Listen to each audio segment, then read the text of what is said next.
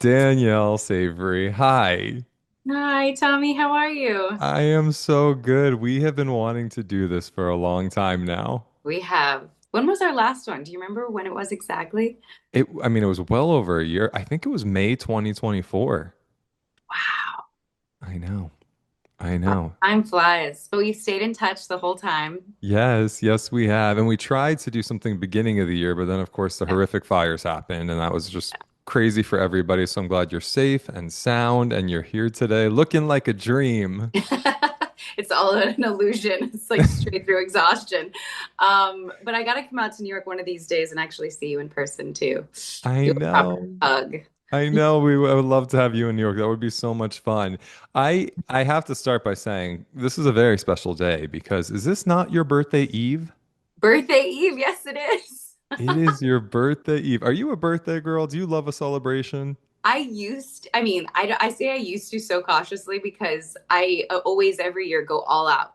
And this year, for some reason, I was so tired. And like last year was a little bit too. And I don't know if this just happens with age too, but everybody's like, what do you want to do for your birthday? And I was like, nothing. I want to like sleep and get a massage. Um, but it's unique because I usually go all out. I mean, I've done in the past, I've rented yachts, I've had huge blowouts, I've gone on like crazy trips to Italy. Like I usually go all out. So I don't know why this year I was wanting something. I mean, what am I talking about? The year has been crazy with travels. I think it was just the month of August. I was like, this is my 1 month to relax. And so I'm kind of using my birthday as an excuse. But we'll see. We'll see if after my birthday passes with this kind of very calm birthday that I want this year, that if I end up kind of regretting that. I hope I don't. I hope that I'm very happy with this decision, but we'll see when it passes. I'll Well, let my friends know. We'll and make for it. it can be a birthday month. So, you know, Exactly. Exactly. But I usually am. What about you? Are you a big birthday person? it could be like hit or miss. It kind of like you Yeah. know, it depends. I've done some really big things for it and then not so much other years. So we'll see. January is a very big birthday for me. It's 40. See, that is where I'm kind of because I'm turning 37, and so this is where I'm kind of in this middle ground of like I kind of want to wait. I kind of want to keep it chill, and then 40 go big. Yeah. So, are you doing something big for your 40th? I have to figure it out. You know, it's funny. My husband's turning 40 in October, and I've been like, what do you want to do? What do you want to do? And he's like, you know, I don't actually want a big party. I want you and I to go to Milan and just like see Lake Como and have a few days in Italy. So I'm taking him to Italy, and that's his 40th. That's perfect. Isn't that interesting though, when we get older too, you're kind of like, I just want like the simple, like just you and your partner or, just the closest people, which yeah, it evolves as we get older. But 40, I'm surprised he doesn't want to, well, going to Lake Como is huge. What am I talking about? You guys are still going all out. It's just the two of you, which is really special. Yeah, I'm excited. And we'll do like little, you know, smaller dinners with different groups of friends and stuff, but it should be really, really fun. I'm much more of the like, let's have a massive party and like Yeah. decorate with 1,000 balloons. And he's like, let's go away. So we'll see what I end up doing in January. But do you get really reflective? Like when I have a birthday, I'm so kind of emo and reflective and I think of all the things. Do you get like that or not really? I haven't in the past, not that I can recall. No. I might be now that I'm getting older. I'll report back after tomorrow's birthday. But like if it starts to happen. I don't think I ever have before. I always looked at birthdays as also to add to this is it was a way to guilt all of my friends into getting together in one place on one day. And I would always tell them that because so many of my friends live in different states, in different cities. And it was this great way of being like, it's my birthday. So all of you guys have to do what I say and come on this boat or come on this thing because so many of our lives get so busy with kids and work. And so it was kind of a nice, I do enjoy that about birthdays. Talking about being reflective. And I love sitting back and getting to see all of my friends who all love each other. It's just life gets complicated, but all of us get together and just laugh. And I really enjoy that. Yeah, that's basically what I love about birthdays. So we'll see if I miss that this year because I'm not going to get that. Yeah. Well, I hope whatever you end up doing, whether it's chilling or deciding to go all out in 2 weeks, you're going to have a great time. And I'm sending you birthday wishes. And today we are celebrating Thank you. So I'm you. so happy you're here. Thank you. Thank you. So, Danielle, my goodness, you have Yeah. played so many different characters that, people love, and you've showed such great range, and it's just always a joy to see what you have up your sleeve. Of course, I feel like the world fell in love with you through playing Maya in Station 19 for 7 seasons, which is just such an accomplishment in itself. Shows do not go on for that long. So that's like, whoa, 7 seasons. My God, not many artists can say that. And it's been about a year and change since that went off the air. How would you say you've grown or changed the most as a person in this last year? Oh my gosh. I feel like I've actually grown a lot, and to try to quantify how is going to be a little difficult, but I'm sure you'll get it out of me. Um, it was interesting when Station 19 ended. I kind of did this kind of like hit the ground running. I was like, okay, I know how lucky as an actor I am to be on a show for 7 seasons. And I knew I was like, I need to get out there and try to get a job right off the bat. Like that was kind of my motivation right when it ended, even though I was grieving Station 19 ending. And I was lucky and grateful to get a job right away going to Found. And I've evolved as an actor playing a different character, having the confidence to know I can play a character that was so different than Maya. And then Found ended and is officially not going for a third season. And that's when it officially like hit me. I just like this moment of like, oh my God, Station 19 is over. Like, I don't know why I was kind of in this like, yeah, I don't know what it's called. I was like in this middle area thinking like, okay, I'll finish Found and then I'll go back to Station 19. And it really hit me once Found was officially over that I was like, oh wow, no, it's over. Like that era, that character, that story being told is over. Um, and so that it's been a process ever since probably only like about June that I've been like, wow, I'm really mourning and grieving the loss of Maya Bishop. I love that she lives on, obviously in the streaming world, but getting to play her and put on the uniform and tell such important stories. So I've grieved, and that doesn't really talk about me evolving. I'm trying to now think of how I've evolved. I evolved as an actor. Um, I think I evolved the most though while playing Maya. While I was on the show, I evolved so much. And then was able to, once it ended, go, okay, now let me take all these tools that are my tool belt that I learned playing this character because the writers gave me such amazing material and really tested the limits of what I was capable of doing that I was able to then jump onto another character and use these tools. And so I was able to walk away with that confidence. So I've evolved as a more confident actress. Um, I've evolved as a more confident person. I've really learned for some, I don't know if this is through personal things in life or through the worlds of social media and having a character that's so beloved. And no matter who you are on social media, you see the good and the bad of that world. And I've had to basically, and I said it recently, I was like, walk away going like, okay, I'm not everyone's cup of tea. And it's the best way to take on the world of criticism, which is very much at everyone's fingertips these days. So I've gotten thicker skin, but also been able to, weirdly enough, and I don't know, maybe just through therapy, still maintain my vulnerability with the fans because it's hard. It's hard to be vulnerable and also get backlash for something. Someone doesn't like something, someone just doesn't like you. Who knows? I'm not everyone's cup of tea. but but I've definitely grown a thicker skin, but somehow, and I'm really grateful for this, been able to maintain my vulnerability with the fans. Or with just audience members in general that connect in one way or another. So that's something I really have grown and evolved a lot from when I never thought. It's so crazy. Every time I talk to my therapist about social media, I was like, it feels weird to be talking about social media in this context in a therapy session. And you realize it's such a huge part of our lives, that having a healthy relationship with it is really important. What else did I evolve in?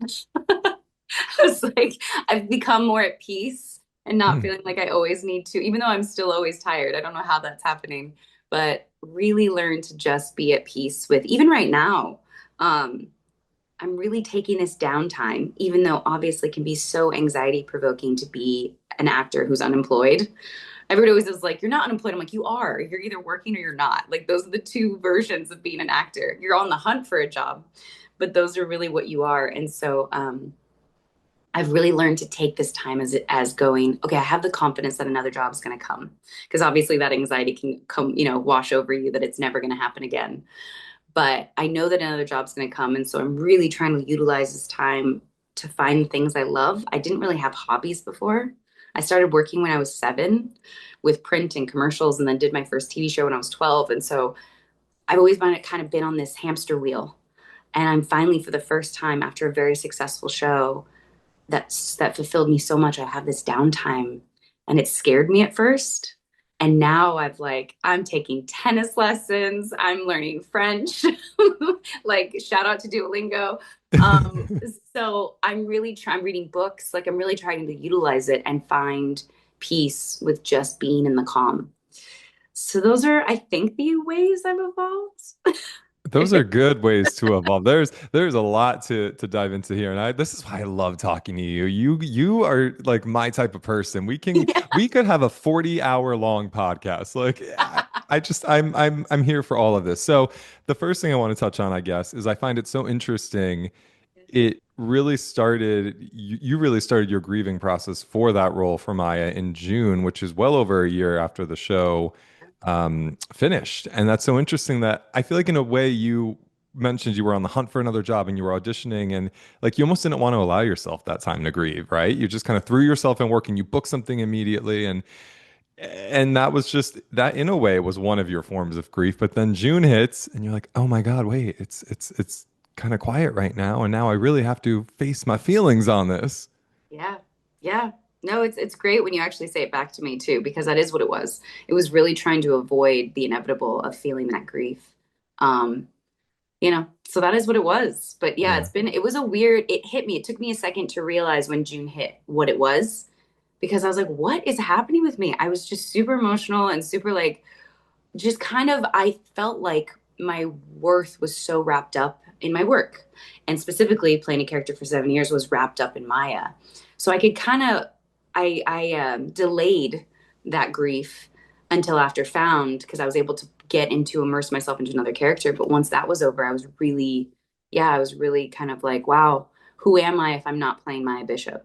Yeah, yeah, that's something I think so real for so many of us. I mean, I've certainly gone through that and tied my worth to different types of jobs and different shows I'm on, and you know, it's a slippery slope, but we do it, we do it, and I think the realization that you have, or that maybe you're having right now, is that you're so much more beyond just the work, is really powerful and something that I wish I learned, you know, a couple years ago, even myself. So I love that. I love this journey for you. I'm really here for all of this. Yay. This is so nice to hear when someone's kind of seeing themselves in not just a workhorse light and that's all you have to offer because you have so much to offer. So it's cool that you're on this journey for sure. Do you allow yourself to kind of fantasize, what if one day it comes back? What if one day I get to play it again? Or is that too hard for you to do? Does it unleash too many feelings? No, I actually would be, I would be jumping for joy if this came back, if I got to play Maya Bishop. I mean, I will crack jokes with people over at Gray's being like, just bring her back. Like, I'll just stand in the background. Just let me put the uniform back on. So I would be so happy. It would probably be emotional, but still so happy if Maya Bishop were able to come back in some form. But it's actually harder just to think about it because at this point it's so hard to believe that that would happen. I used to hold so much like save Station 19, and I used to hold so much hope, and it just feels like the further we get from it ending, the harder it is to believe that that is a possibility. But I'm a little kid like that. I always will hope and dream that maybe one day. But Yeah, you have to. You have to hold on to any sort of hope and dreaming because why not? It doesn't hurt. It doesn't no, hurt. It no. doesn't hurt. And you don't know what it puts out in the universe. Another thing that I love about the work you've done is how much the character specifically meant to an entire community of people. And I know this is something you've spoken about quite a bit. But for me, like, and I probably told you this in conversation at some point, I never grew up with that sort of a representation of a couple, whether they were two women together or two men. I just didn't. So it's just so cool that that's something that makes so many people feel scene, and that will live on forever, forever and ever and ever, and that will always exist as one of the most important couples to so many people. Of course, the name was dubbed Marina, right? Maya and Yeah. Carina. Yeah. Did you have a specific moment where you realized the magnitude of that? It was definitely delayed. I mean, in the moment, we were just loving playing these characters, me and Stefania, and it it probably didn't hit me till honestly a season after the character because we I think we it was season 3 and then season 4. So I think, and because we were also living the pandemic, so we also didn't know the reach it was having because you're talking to people on social media, but you really just don't know what it's like out in the real world because we weren't having access to it.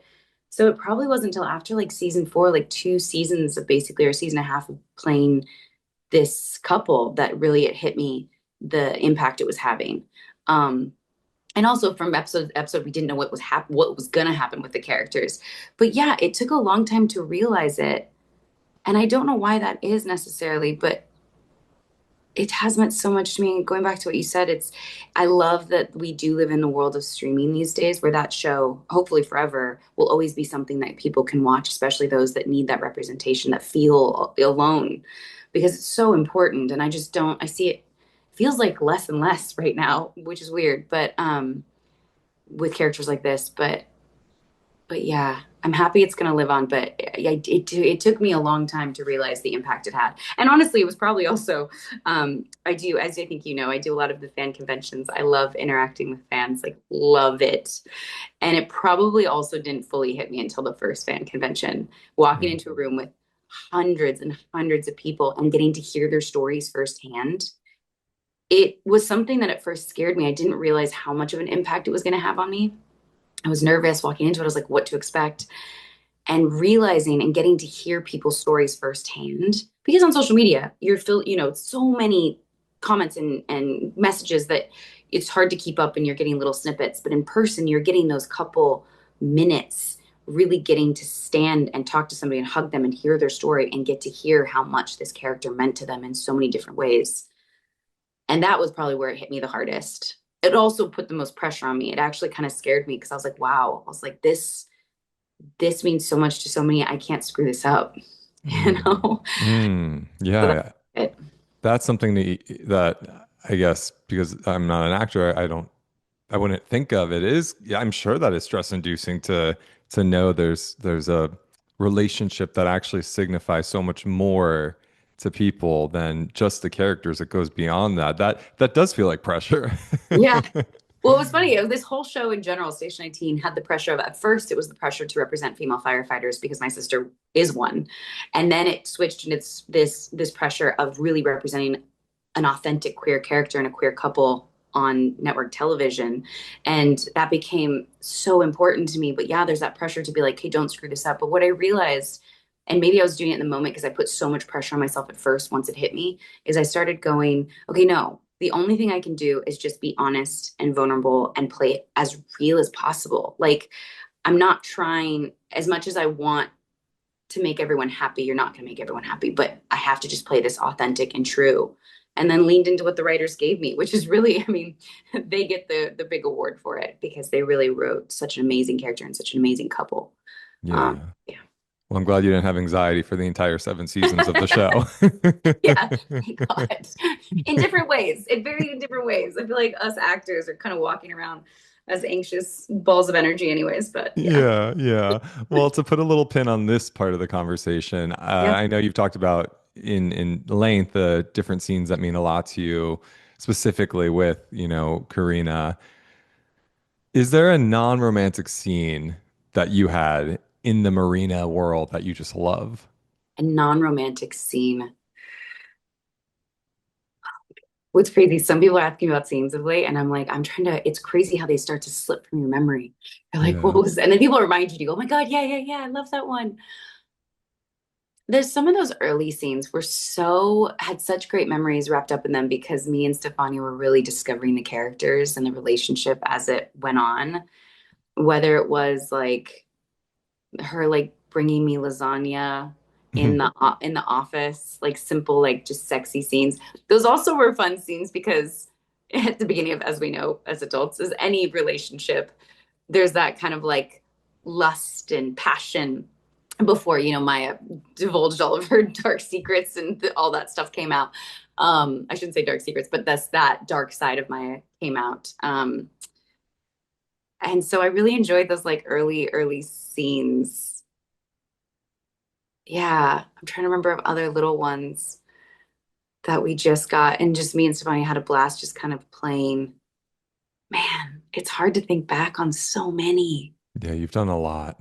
We've done a lot. I always love because you said what, the ones that weren't, which ones am I going for? Ones that I weren't feel like you've talked a lot about the romantic the scenes, romantic but ones. Yeah. there were many other ones too. See, that one's romantic too, though. I'm trying to Yeah. think.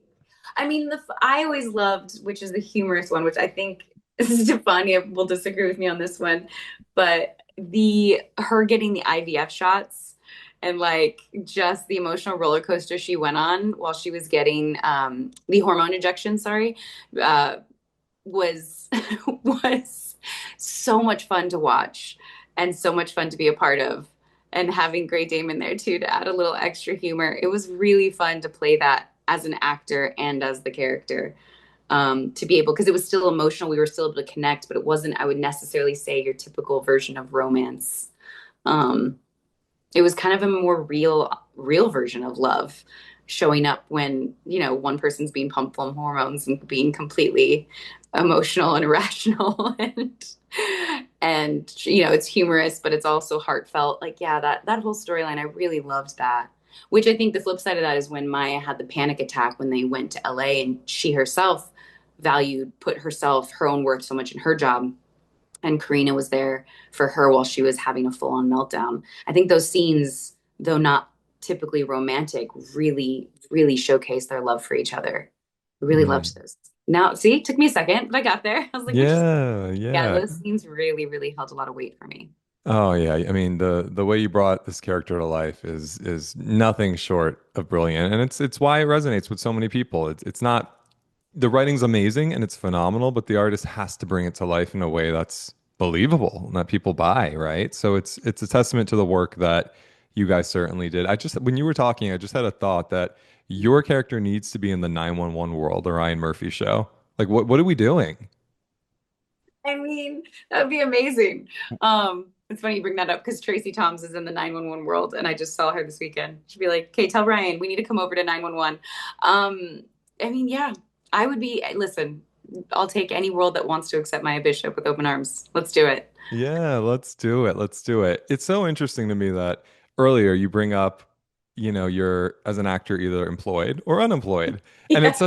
it's it sounds kind of so like, oh my God, that's so harsh on yourself. But I guess the reality is that's what it is, right? So you're in this period of transition and you've been working like crazy for so many years and now you're kind of seeing what comes next. Is that an uncomfortable place for you to sit? Oh yeah, big time. That was when it first hit. That's why I've been like, what do I want to do? There's also, I think, any profession, you sometimes get so wrapped up in work that you forget like what are your hobbies? What do you actually enjoy doing? Even though we enjoy our work, I enjoy my work. I'm assuming you do as well. Like we enjoy doing this, but what do you love to do outside of work? And that's what's so uncomfortable because I'm sitting in silence, kind of bored, going like, what do I want to do with my time? When I'm usually so used to it being work driven.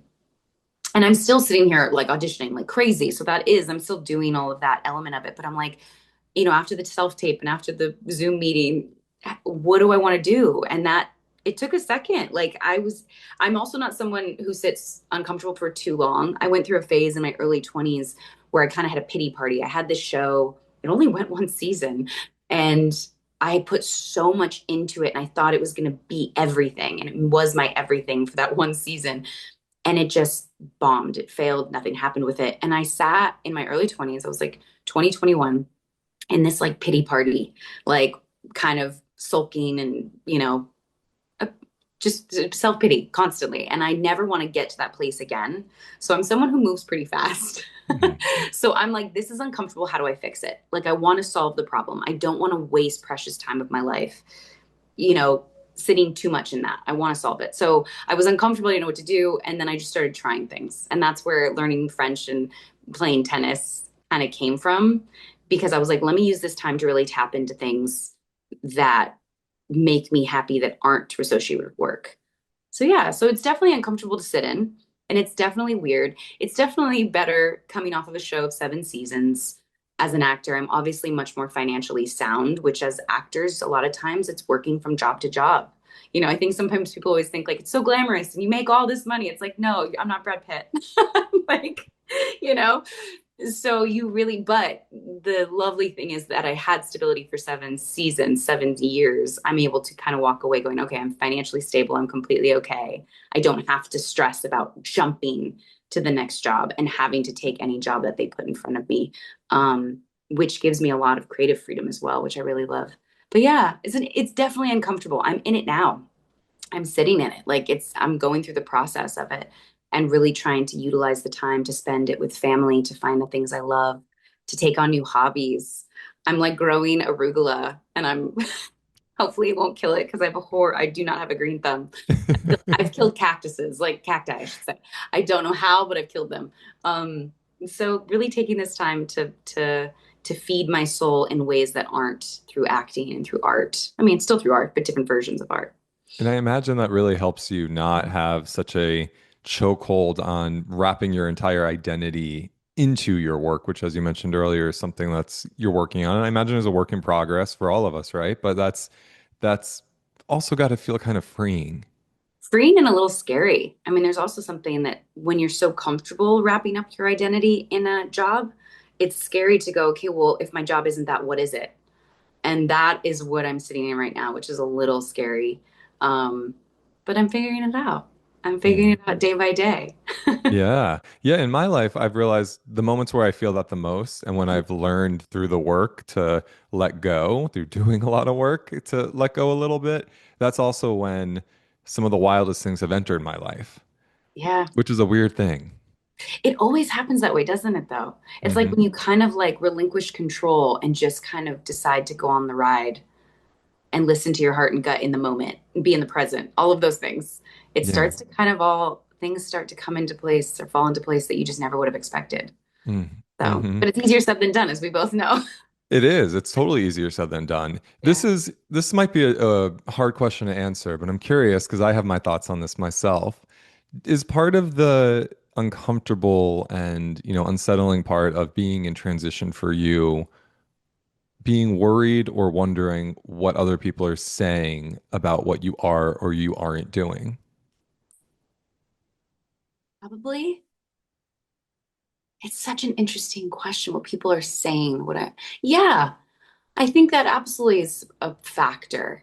It's not, thank God, the main factor, the main thing going on, but it definitely, I think especially with going back to social media and our whole lives being on display for everybody, there is that world of like, yeah, what a great question. I'm trying to think of how though it really shows itself. Like for me, while you think, I'll Yeah. give you this example. For me, I work on a television show called Extra, Yes. and there's a full-time gal here in New York, and I'm her counterpart, but I'm a freelancer for them, and I've been doing it for years and years and years. And they're great to me, they're family, and I love them. But when I first started, and I didn't have this show, Yeah. and I just got off the Rachel Ray show, which ended after 17 seasons, and I was her kind of lifestyle correspondent for 6 years. So I was kind of in transition, and then that came about, and all I wanted was full time, full time, full time. I need that full time. I need it full time.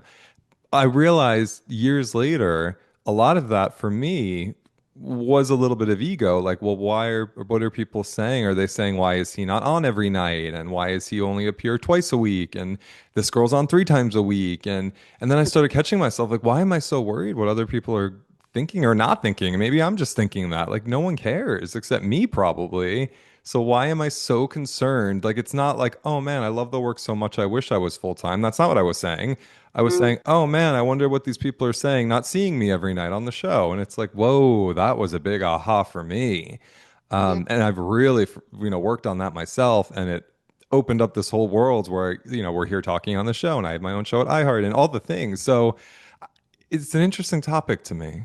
It is, and you're right. There's something about it that it is obviously fueled from like our ego and that comparison game and trying to feel like, oh, everyone else is holding us to this Instead of looking at, oh, this is a successful thing I'm doing, these 2, 3 days, you know, a week. Instead, it's not all week. People look at it as successful, and we're looking at it as it's not enough. And Right, that's, and it's so wild to me because the reality is it's a budget thing. Like they just can't afford me full time. Otherwise, they would. but it's Like, also it's still successful, Rick. You know what I mean? Like yeah, that's still a huge thing that so many people that want, you know what I mean? Like you that would love that. And you're like, but we always want more. It's interesting. It's a really interesting question that I'm probably going to think on a lot even after this interview or this chat. I don't want to call it an interview because it's like more just us chatting. But yeah, it's interesting. I didn't feel like I would say I felt that a lot more that exact feeling when I was younger. hmm, Absolutely. It felt like I had to do it for everyone else, not for me. I yeah, do feel like I'm in a different headspace now. I'm not doing it because I need to prove to people. I feel like I've lost that. I feel like I don't have to prove it. I'm like, I've proven myself. I'm there. I'm really just trying to challenge myself with the jobs that I choose. But there is an element of like, but that's not the full truth. Like there is an element of keeping up with the Joneses in regards to your life in general, you know? Do I need to look like I'm busy and doing things and having a great time, like what social media kind of pulls out of us? yeah. Sometimes. I don't know. This is going to be a question that really makes me kind of, I'm like, we need to revisit this in like a I month. know it's a big question. It really is. And It is. it's such an interesting one. I think a lot of people listening probably have felt that in some way, shape, or form. And it's so nice to be on the other side of that and to Yeah. literally be like, I don't really give a fuck what anyone thinks. Like I'm, Exactly. you know, like I'm so proud of everything I'm doing. Like, so it's just nice Yeah. to go through that and then to have that aha and be like, no, Yeah. like I don't care about that. So it's yeah, it's super interesting. And there's, I imagine a lot of people listening right now who probably feel a little stuck or also in transition or Yeah. like, where is this all going in my life? So, what advice would you give to them to kind of ease their little journey? I mean, everyone, I agree, is a lot of, it feels like on a global scale right now, this is happening where everyone is kind of going on this transition and this journey to figure it out. And I think kind of what we said is kind of for anyone out there that is going through it, like, go on the ride, don't fight it. Like, don't try to control it. Keep an open mind and open eyes to what's in front of you. Because sometimes I think we're so set in our ways of like, I have to do this. Mm, This is what I have to do. And we actually miss the thing that was right here that really was more of our calling or more, or would have given us more fulfillment or something instead of this thing that we're so set on. It doesn't have to be a different thing, just a different path than what we kind of saw things. I think we want to control so much because control seems to be this false sense of safety and security when really you can't control anything at all. Like as you and I both know, like we have zero control. Um, so for anyone out there, I think it's like take a breath, relax, just try to go on the journey and enjoy the journey. Because sometimes I think everyone that's gotten to some goal that they've tried to achieve, if you don't enjoy the journey, you get to the goal and it happens and you're like, okay, now what? mhm. And you realize like, oh, actually I was supposed to enjoy that entire ride, the ups and downs, and be happy and celebrate whatever it is that you get to or you're striving for. But then after you celebrate, you kind of go, okay, now what? Right. And I think if you don't really enjoy this journey that you're on, this transitional journey, then it's a missed opportunity. So I think that'd be my advice. It's again, I know all of this is easier said than done because when you're in that headspace of feeling lost, um, or just unsure, I know so many people that have reached out to me in their early 20s. They're like, what do I do? And I'm like, listen, the early 20s were the hardest years of my life, but Mm. I would not change it for anything in the world. Like I grew so much as a person. There are definitely moments I loved and moments I absolutely hated, but I'm so grateful that I went on that journey and that at times was like, okay, I'm just gonna go. I'm gonna let go. I'm just gonna go for it. Um, and look at where I'm at, where I was able to get to by doing that. So yeah, that would be my advice. I hope people can hear that, and not just feel kind of helpless that they're like, how do I do that? Just do it. Just let go. Yes, let go. I love Yeah. that. And I love that you just said, you could look at where you are now and be like, I did it. I'm doing good. I just had that. I live on a street in New York where there's a university and I saw all the kids today going back to school and I'm like, Yeah. God, I remember when I was moving into NYU and I'm like, you know what? That little dude would be pretty happy right now. Yes. You Yeah. know? Isn't that always kind of like gives me goosebumps and like warm, fuzzy feeling to be like, yeah, okay, okay, Yeah. we did it. Yeah, we did it. It's We're not doing it, always you we're know? exactly. We're doing Yeah. it. We're still doing it. We did it, all of it. I know. I think it's a good reminder for all of us to kind of check ourselves once in a while in a good way because Yeah. we don't do that a lot. Um, And to man, congratulate ourselves, right? A little yeah, bit. yeah. Like like that it wasn't easy. We both know in our own stories like what we went through, the good and the bad, the good, the bad and the ugly. And it says a lot that we're where we're at. So Yeah. anyone out there that's going through something, try to applaud yourself for the actual wins that you've accomplished too, not just look at all the things that you consider. I don't consider anything a failure, but the things that you might consider as not wins. So For sure. didn't mean to So cut you off. no, no. In the spirit of, continuing to grow and evolve, we are about, I mean, halfway, the year's halfway over. I It's more than know. halfway over, right? So Crazy. it is crazy. I can't believe it. It's September in a week. So what is something you hope to start doing, stop doing, and continue doing for the rest of the year? Ooh. Start doing, stop doing, and continue doing. Continue will definitely be finding myself outside of work. That's something I'm really enjoying. I don't know what else I'm going to get into or try. Who knows? Maybe I'll start, I don't know what, sewing clothes or learning how to build something with my hands. But that I want to absolutely continue to do. And then what I want to stop doing. I mean, I want to stop stressing about everything because that still exists. Kind of I'm in that moment of say as do as I say, not as I do. Like I'm telling everyone, like live in the moment, but even I sometimes stress about stuff on a daily basis. But I meditate a lot. Continue meditating for sure. Um, so yeah, I think I want to stop. I'm not trying to control the future, but I am still stressed about it. I would like to stop stressing. Mm, Like that feeling kind of happens and I'm not living in it, but it happens. And then I have to calm myself, remind myself, Danielle, you're fine. You're good. Your worth is not wrapped up in your work. mm, Like, enjoy this time. So, I would like to get to a point where I'm not having to do that on a daily basis of like calming yourself down. Um, and what I'd love to start doing, mm,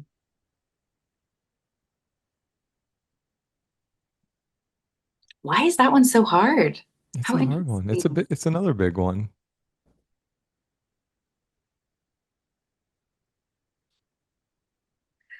Is it the thing I think that comes up for me is I'd love to start doing more things that scare me, Mm, which is kind of, I don't know, they all kind of are, everything is kind of the start, the things I want to continue and the things I want to start. And I guess the things I want to stop are all kind of obviously interwoven with each other.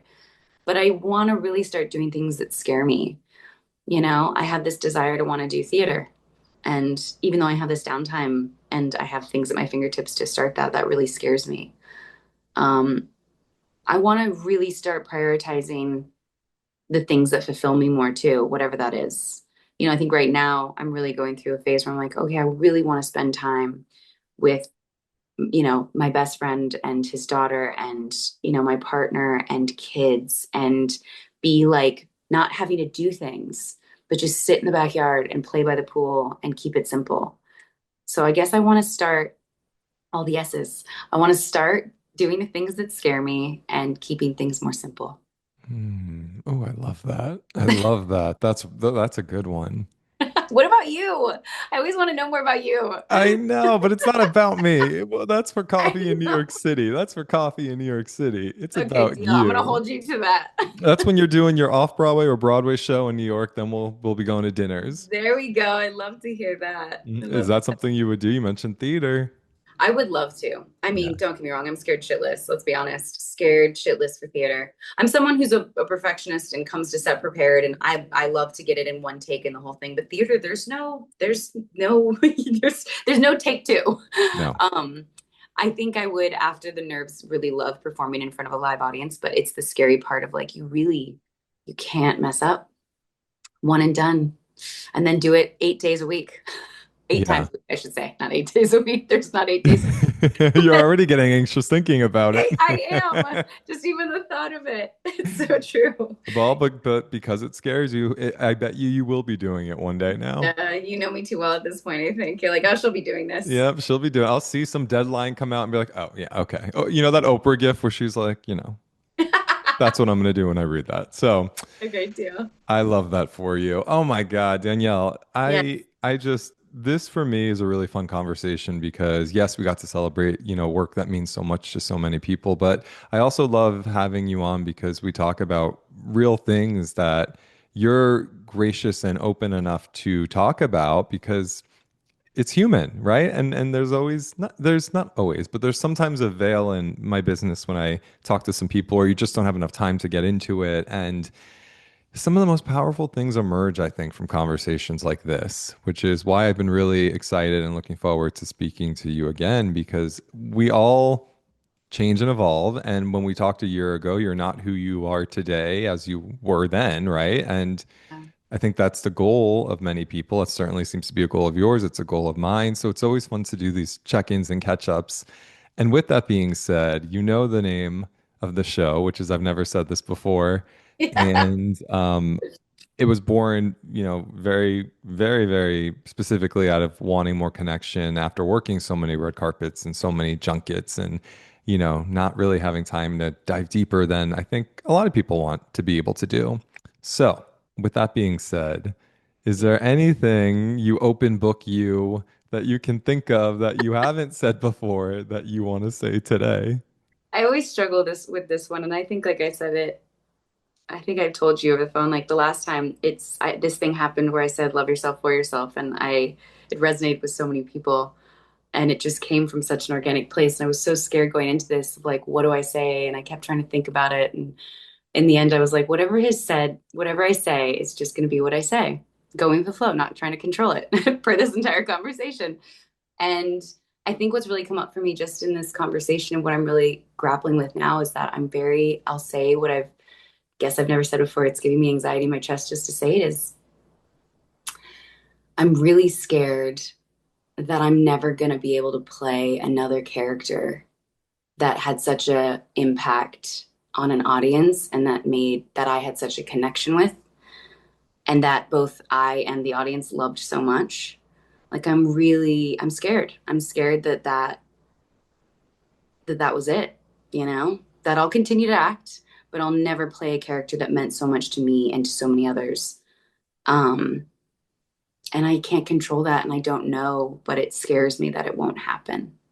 So yeah, I think that's something that I've never said until right this second, but that really came from this conversation. That's a big fear of mine.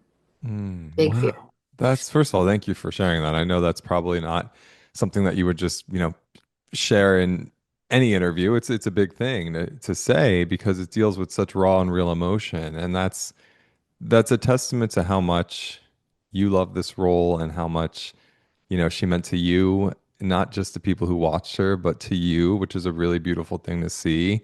And I guess my next follow-up question to that is how do you decide what you want to take on moving forward, knowing that that's kind of in the back of your head?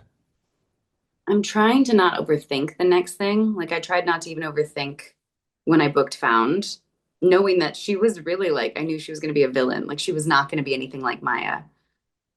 Um, but I don't know. I think I can't overthink it is what my gut is saying right now because I didn't know what Maya was going to be when I signed on. I had no idea. I knew I resonated with her and I think that's just what I have to do is if a character resonates me in some way, even if it's just it challenges me as an actor, I just have to go for it. And if that character ends up resonating with people, then I'm that more grateful for it. But I just know I can't control that. I think it's just the fear that I'm sad that it might not ever happen again. I think people will love some of the characters I play, but speaking on the word that love is like people loved Maya so much. I loved Maya so much. Do people still love me now that I'm not Maya?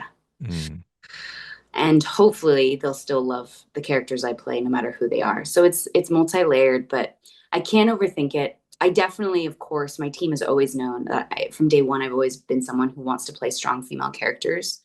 I think that's some thing that if you look at my whole body of work through my entire career, my team has usually been pretty on top of just make it a strong female character, even if she's a villain. Like, is she strong and is she a badass and is she flawed and we can somehow see her, working through her issues. Um, that's something I'll always lean into. A character that's strong. But but yeah, I just can't. I don't know. I don't know the answer. We don't have all the answers, right? Yeah, yeah, yeah. No, that's a really really cool thing to open up about, and I thank you for that because it's such a real thing. Do you write? Scripts or Yeah. I was like, which one? I dabble, but no, me and Emily Culver, one of the writers of Station 19, have developed a project, but she is the writer, even though she wants me to say I'm a writer as well. I don't consider myself a writer. I love creating. Maybe one day I will sit in front of, um, screenwriter or final draft and actually start writing myself, but I love the creative process. So yeah, why do you ask? What was the why? I could just see you writing something really cool and just based on how you speak and the storyteller you are in, your career, but also as a human, I could just see something really passionate come to life from you. I wouldn't be surprised if one day you were inspired and just started writing a pilot or a screenplay or something. When I'm too old to be in front of the camera, when they're like she when they're like, oh no, she's too old. Sorry, get behind the camera. I'll just start writing. Um, No. no, I listen. I'm someone who loves this job so much. I love the arts. I love storytelling. That I can always imagine myself in kind of every element, but I am not someone at this current stage that would consider myself a writer.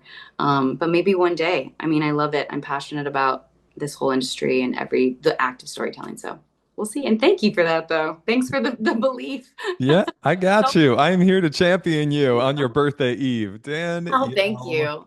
oh my God, thank you. Just thank you for hanging out again. Thank I've been you. really looking forward to this. No, so have I. And thank you for making it happen. Because for people that are listening, like I really was hesitant at first. I was like, Tommy, what are we going to talk about?